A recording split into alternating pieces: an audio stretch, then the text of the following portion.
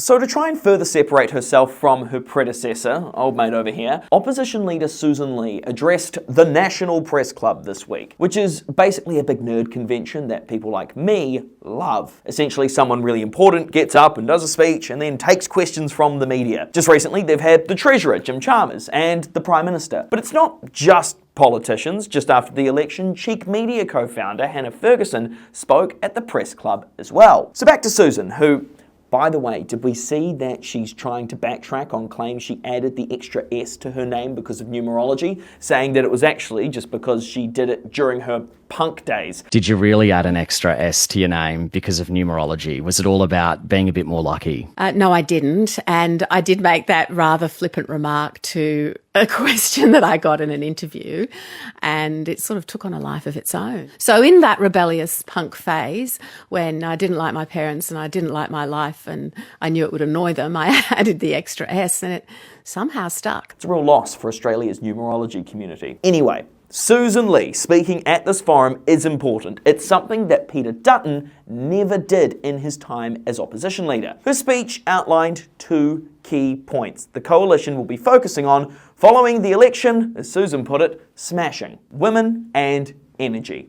Her language on getting women into the Liberal Party was strong and definitely marks a tonal shift for the party. She also described herself as a zealot in getting women pre-selected. There has been a discussion around whether the party should introduce quotas for women in the pre-selection process, and Ley said that if some state divisions choose to implement quotas, that is fine. If others don't, that is also fine. Everything's fine. Well, except for not having enough women in the 2028 election. The other interesting part of her speech was the introduction of the Working Group on Energy and Emissions Reduction Policy. Ley said the group's goal was to build a strong energy system that provides affordable, reliable power for homes and businesses, plus to cut emissions so Australia does its part for global climate action. It will be led by Shadow Energy Minister Dan Tehan, as well as this cast of characters, a majority of them from Queensland, and are big fans of fossil fuels, including Shadow Treasurer and Deputy Leader Ted O'Brien,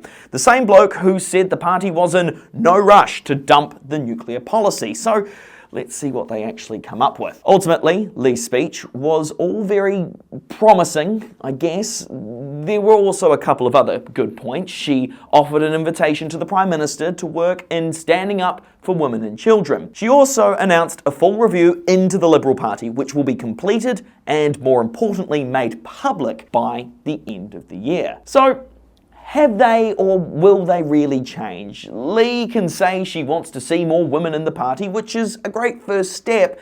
I mean, the average member of the party is reportedly a 68-year-old man. But it's going to be an uphill battle when the rank and file members of the party are so opposed to it. And when it comes to the energy policy that every single member of the coalition will have the opportunity to engage with and be a part of, they'll be dealing with the likes of Matt No Net Zero Canavan. Has the coalition changed?